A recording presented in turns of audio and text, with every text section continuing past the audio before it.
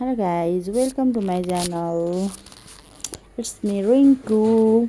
आज चाहिँ म हजुरहरूलाई चिकनको रेसिपी लिएर आएको छु।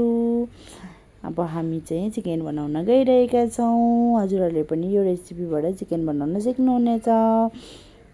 यता चाहिँ हामीले कराई बसाल्यौं, ग्यास अन गरेर तेल हाल्यौं। तेल हालेपछि चाहिँ यो चाहिँ तेजपत्ता हो है, तेजपत्ता हाल्यौं। त्यसपछि सानो सानो टुक्रा गरेर काटेको आलु हाल्यौं। आलु चाहिँ हामीले ग्रेभी बनाउनलाई हालेको हो, चाहिँ चिकन ग्रेभी बनाउनलाई हो, त्यही भएर हामीले आलु एड गरेका छौं। त्यसपछि जिरा हाल्यौं।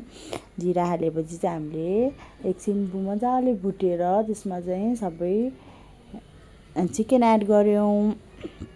चिकन एड भएपछि चाहिँ हेर्नु होला, हजुरहरूले सबै यहाँ देखाइरहेका छौं। त्यसपछि मजाले चिकनलाई चलाउने अनि सबै त्यो आलु, त्यसपछि तेजपत्ता, जिरा सबै मजाले मिक्स गराउने। मिक्स गराएपछि चाहिँ यसमा चाहिँ हामीले अरू सामानहरू पनि राख्छौं, हेर्दै जानु होला। हजुरहरूलाई कस्तो लाग्छ भिडियो लास्टसम्म हेर्नु होला, कस्तो लाग्छ प्रतिक्रिया पनि दिनु होला। त्यसपछि हामीले चाहिँ यसमा अनियन एड गर्यौं, प्याज एड गर्यौं। प्याजलाई पनि एकदम रातो हुने गरेर भुट्नुपर्छ मजाले। जति भुट्नु भयो नि चिकन चाहिँ त्यति टेस्टी हुँदै आउँछ के, एकदम मिठो हुँदै आउँछ। यसरी पानीहरू निक्लिन्छ अब सबै मजाले भुट्ने। त्यसपछि हामीले यहाँ चाहिँ बेसार एड गर्यौं। बेसार चाहिँ कलर आउँछ नि त, त्यही भएर अनि नुन एड गर्यौं। नुन एड गरेपछि त्यो भएको पानीहरू पनि सबै निक्लिन्छ, त्यसरी सुक्दै जान्छ। त्यही भएर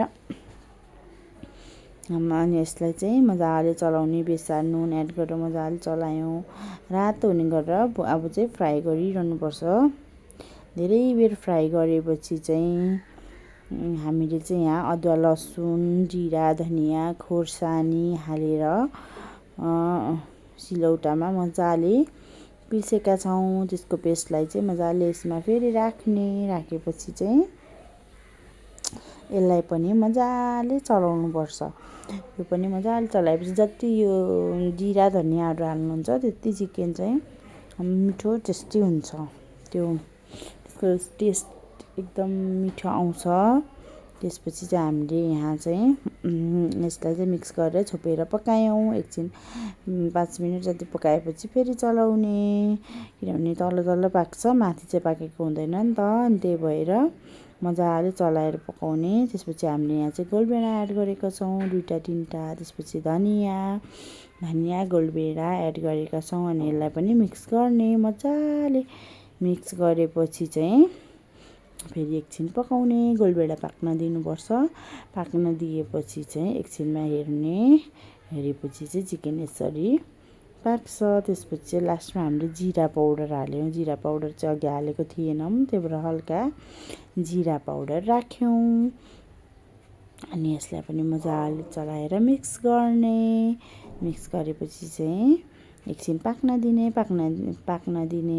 किनभने जिराको त्यो टेस्ट अलिक गन्ध राम्रो हुँदैन नि त मजाले पाकेन भने, त्यही भएर मजाले पकाउने। पकाएपछि चाहिँ अब यसमा चाहिँ हामीले अब चाहिँ हल्का पानी एड गर्यौं, किनभने हामीलाई यो चिकन ग्रेभी बनाउनु थियो नि त, त्यही भएर पानी एड गर्यौं। पानी एड गरेपछि चाहिँ एकछिन पाक्न दिने। अनि त्यो भएको आलुहरू पनि एकदमै धेरै पाकेर ग्रेभी हुन्छ कि, अनि त्यसलाई पनि थिच्ने अनि मजाले पकाउने। पकाएपछि हाम्रो चिकन यसरी रेडी भयो गाइज। कति राम्रो भएको, कति टेस्टी भएको छ यो चिकन, हेर्दै थाहा हुन्छ हजुरहरूलाई है। हजुरहरूले पनि यो रेसिपी ट्राई गर्नु होला। Thank you for watching. Like subscribe गरिदिनु होला गाइज। हेर्नुहोस् न कस्तो मिठो, यम्मी यम्मी।